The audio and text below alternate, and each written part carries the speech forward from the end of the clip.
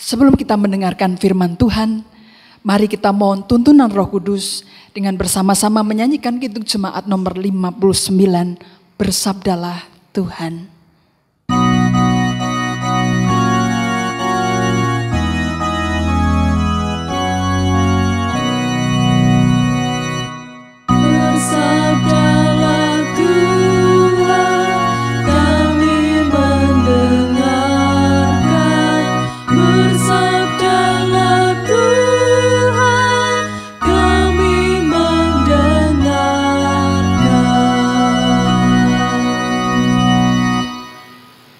Bacaan pertama diambil dari Kisah Para Rasul 2 ayat 42 sampai dengan ayat 47 yang demikian firman-Nya. Mereka bertekun dalam pengajaran rasul-rasul dan dalam persekutuan, dan mereka selalu berkumpul untuk memecahkan roti dan berdoa. Maka ketakutanlah mereka semua. Sedang rasul-rasul itu mengadakan banyak mujizat dan tanda. Dan semua orang yang telah menjadi percaya tetap bersatu, dan segala kepunyaan mereka adalah kepunyaan bersama. Dan selalu ada dari mereka yang menjual harta miliknya, lalu membagi-bagikannya kepada semua orang sesuai dengan keperluan masing-masing. Dengan bertekun dan dengan sehati, mereka berkumpul tiap-tiap hari dalam bait Allah. Mereka memecahkan roti di rumah masing-masing secara bergilir, dan makan bersama-sama dengan gembira dan dengan tulus hati, sambil memuji Allah. Dan mereka disukai semua orang. Dan tiap-tiap hari Tuhan menambah jumlah mereka dengan orang yang diselamatkan. Demikianlah sabda Tuhan.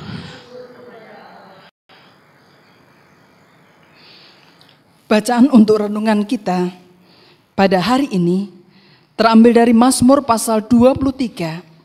Mazmur 23, ayatnya yang pertama sampai dengan ayatnya yang ke-6.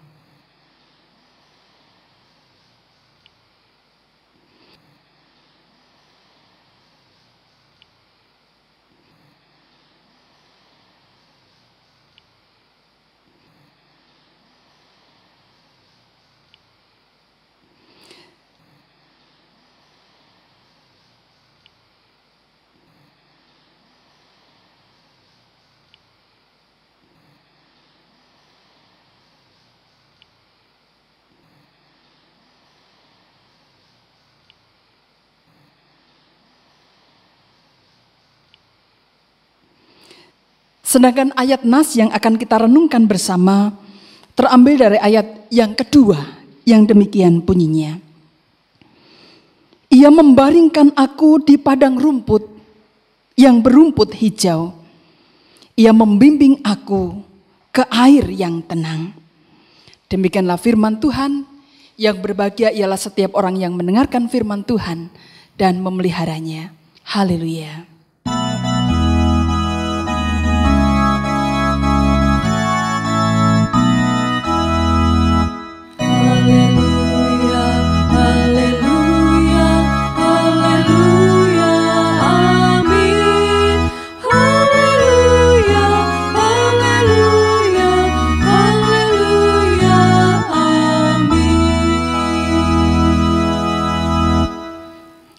Rumput hijau di tengah pandemi.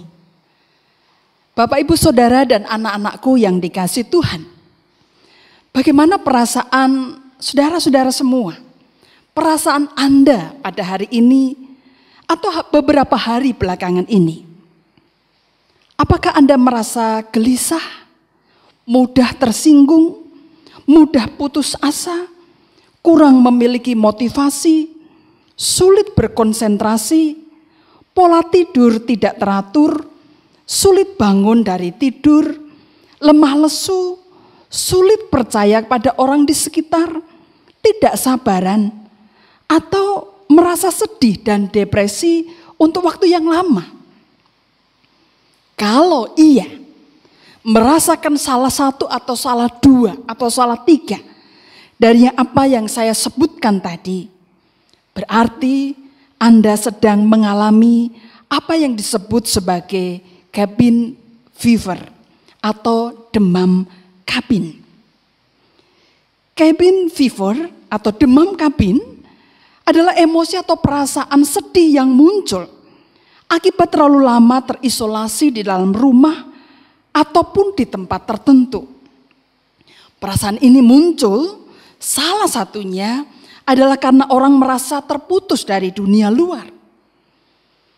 Anak-anakku yang biasa bersekolah, bermain dengan teman-teman, tidak bisa lagi melakukannya.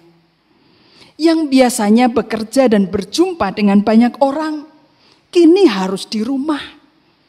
Jalanan sepi di mana-mana. Terkait dengan demam kabin tersebut, beberapa ahli menyarankan beberapa tips yang bisa dilakukan di tengah kondisi pandemi ini. Yang pertama, mari membawa dunia luar ke dalam rumah kita. Misalnya, memberi makan hewan yang ada di luar rumah kita. Ada burung mungkin, atau anjing, atau kucing. Atau bercocok tanam di dalam rumah atau dalam pekarangan kita. Tips yang kedua dari para ahli supaya kita tidak terkena demam kabin ini adalah buatlah rutinitas. Misalnya tetap bangun pagi atau mandi di pagi hari. Bekerja seperti halnya di kantor menghadap laptop atau menulis dalam buku. Atau belajar seperti kalau sekolah biasa. Tips yang ketiga adalah menjaga komunikasi. Baik dengan teman, sahabat, atau keluarga besar. Lewat media sosial, Facebook, WhatsApp, atau video call, atau Skype. Tips yang keempat, ekspresikan sisi kreatif saudara. Entah itu membuat lagu meskipun tidak harus bagus, melukis sekenanya, atau memasak resep baru.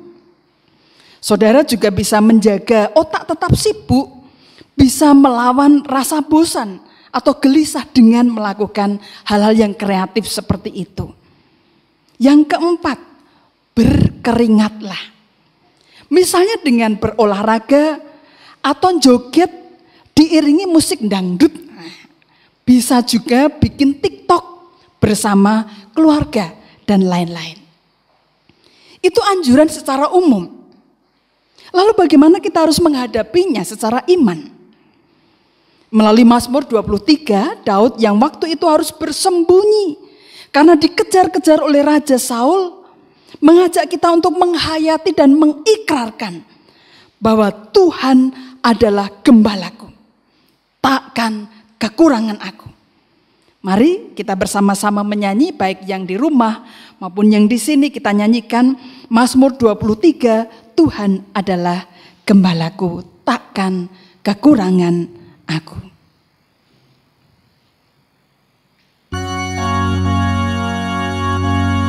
Kita hayati bersama-sama betapa Tuhan menjadi gembala kita.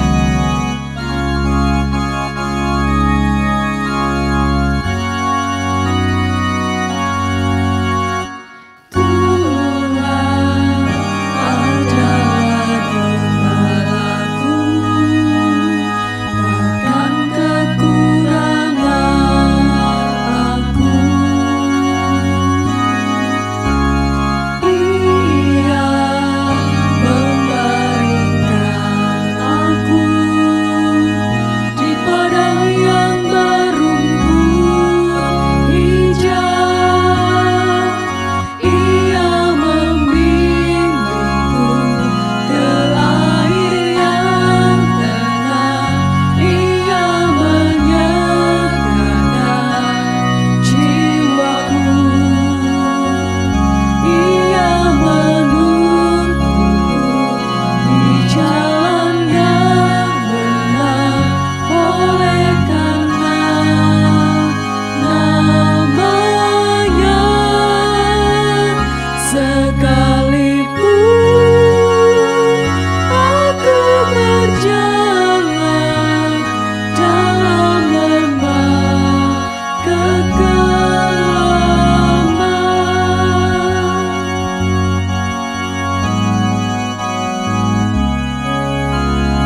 Aku tidak takut bahaya, sebab Tuhan besertaku.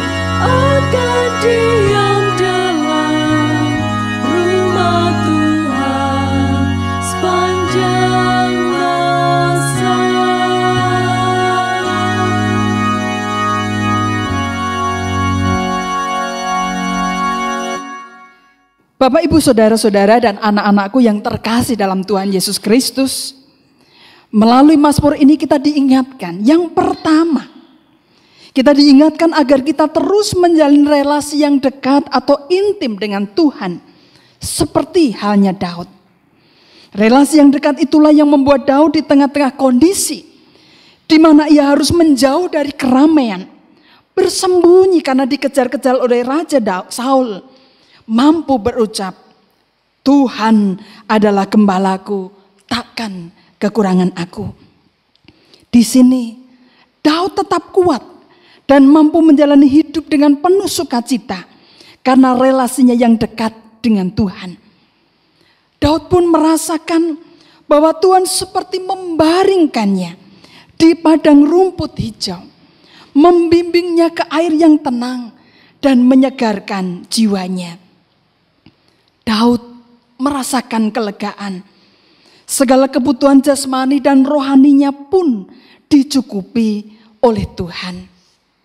Saudara, hal kedua yang bisa kita pelajari dari Mazmur 23 ini adalah bahwa Tuhan akan mencukupi kebutuhan kita.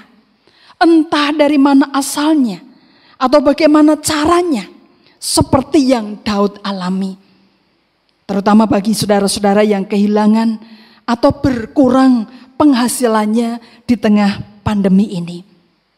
Yang jelas, kalau kita mau bersandar pada Tuhan, seperti halnya Daud, maka ia akan mencukupi apa yang kita perlukan.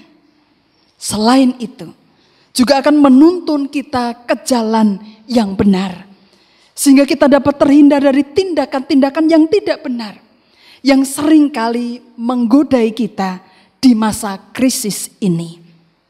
Saudara, kalimat dalam bacaan kita tadi, ia membaringkan aku di padang yang berumput hijau, menyadarkan kita bahwa kasih Tuhan sangat luar biasa di tengah pandemi ini. Ia telah dan sedang memelihara kita melalui alam sekeliling kita yang subur. Kita juga patut bersyukur bahwa pemerintah daerah istimewa Yogyakarta, secara khusus pemerintah kota, sebetulnya telah melakukan pelatihan-pelatihan dan pemberian modal ke RT RW terkait dengan ketahanan pangan, yang sebetulnya juga merupakan gerakan nasional mewujudkan ketahanan pangan di Indonesia. Setiap keluarga disarankan untuk memanfaatkan pekarangan yang dimiliki meski sempit untuk menanam sayur dan buah. Juga ada pelatihan dan pemberian modal terkait dengan bagaimana memelihara lele dalam drum plastik yang tidak perlu besar. Saudara, kalau kita hayati, maka itu semua adalah wujud pemeliharaan Tuhan kepada semua umat manusia di Indonesia. Tidak hanya kita umat Kristiani. Secara khusus umat manusia di Yogyakarta ini. Kita patut bersyukur bahwa melalui gerakan ketahanan pangan yang dicanangkan oleh pemerintah Republik Indonesia yang sudah dirintis beberapa tahun belakangan ini, Tuhan berkenan memakainya untuk memelihara hidup kita di tengah pandemi yang tidak pernah dinyana-nyana ini. Mari kita galakkan dan semakin tingkatkan gerakan menanam sayur dan buah, serta memelihara ikan di pekarangan kita di tengah pandemi ini. Ini sangat penting, karena kita tidak tahu kapan pandemi ini berakhir. Paling tidak, kita sudah mempersiapkan ketahanan pangan untuk keluarga kita masing-masing, mumpung kita ada di rumah. Bagi saudara-saudara yang masih punya penghasilan di tengah pandemi ini, mari kita menyediakan diri, berbagi berkat, menjadi rumput hijau yang Tuhan mau pakai untuk menjadi berkat bagi yang berkekurangan. Mungkin di bulan April, Mei ini bantuan berupa sembako, bantuan karitatif bisa dibagikan. Tapi marilah ke depan kita tingkatkan bantuan tersebut menjadi bantuan yang namanya bantuan reformatif, bahkan transformatif. Bantuan reformatif itu seperti orang memberikan alat pancing kepada yang membutuhkan. Tidak hanya sekedar memberi sembako, tapi misalnya memberi bibit atau pelatihan meskipun via online. Sedangkan bantuan transformatif adalah lebih pada bantuan reformatif yang kemudian tidak hanya sekedar itu, tetapi juga bersama-sama mengembangkan mental, supaya yang dibantu menjadi mandiri secara ekonomi. Punya mental yang tidak hanya tangannya menadah untuk minta bantuan, tetapi juga pada saatnya akan bisa memberi kepada yang lain. Saudara, sekali lagi, kita tidak tahu kapan pandemi ini akan berakhir, atau kapan efek pandemi ini akan berakhir. Tapi mari bersama dengan pemerintah, kita bersama-sama melakukan gerakan-gerakan untuk mewujudkan ketahanan pangan di negeri kita. Saudara, itulah rumput-rumput hijau yang Tuhan sudah siapkan di tengah pandemi ini. Ada rumput hijau rohani, tapi ada rumput hijau jasmani. Kita tidak pernah berpikir 2-3 tahun yang lalu bahwa program ketahanan pangan yang pemerintah Republik Indonesia canangkan itu ternyata mempersiapkan kita di tengah pandemi ini. Sayangnya itu belum dikerjakan dengan baik. Tapi saat ini mari kita kerjakan dengan baik. Saling menolong, saling mendukung, saling menguatkan satu dengan yang lain. Mari kita bersatu tolong menolong meski harus jaga jarak. Mari kita arahkan mata hati kita kepada Tuhan, Sang Gembala Agung, yang tidak hanya menyelamatkan kita dari dosa, tetapi yang juga terus memelihara iman kita, terus memelihara hidup kita secara jasmani. Mari, saudara-saudara, Bapak, Ibu, juga anak-anakku yang dikasih Tuhan, bersama dengan Daud dalam situasi di mana dia harus juga menyendiri, melarikan diri, kita mengatakan bersama-sama, sekalipun aku berjalan di dalam lembah kekelaman, aku tidak takut bahaya, sebab Engkau besertaku. Amin. Saat teduh bagi kita.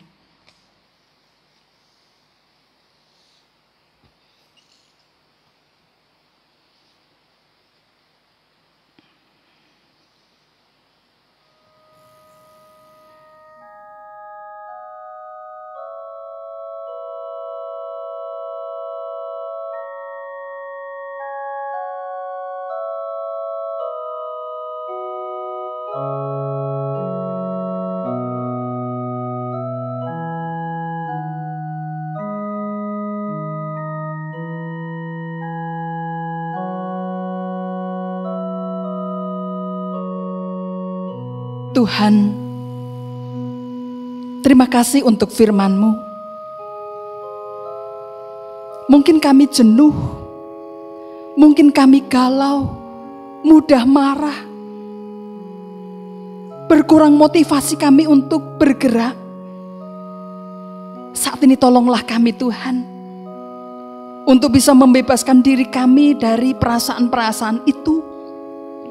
Untuk kami bangkit seperti halnya Engkau yang sudah bangkit, melakukan karya-karya secara khusus dalam menjaga ketahanan pangan di negeri kami. Kiranya dengan demikian kami boleh ikut ambil bagian dalam mewujudkan program pemerintah, mewujudkan ketahanan pangan di negeri ini. Sehingga negeri kami Tuhan tetap dalam keadaan stabil, aman, dan ekonomi kami juga dalam keadaan baik. Terima kasih untuk firman-Mu. Kiranya Tuhan menyempurnakan apa yang kami renungkan. Karena semuanya ini kami panjatkan dalam nama Tuhan Yesus Kristus. Amin.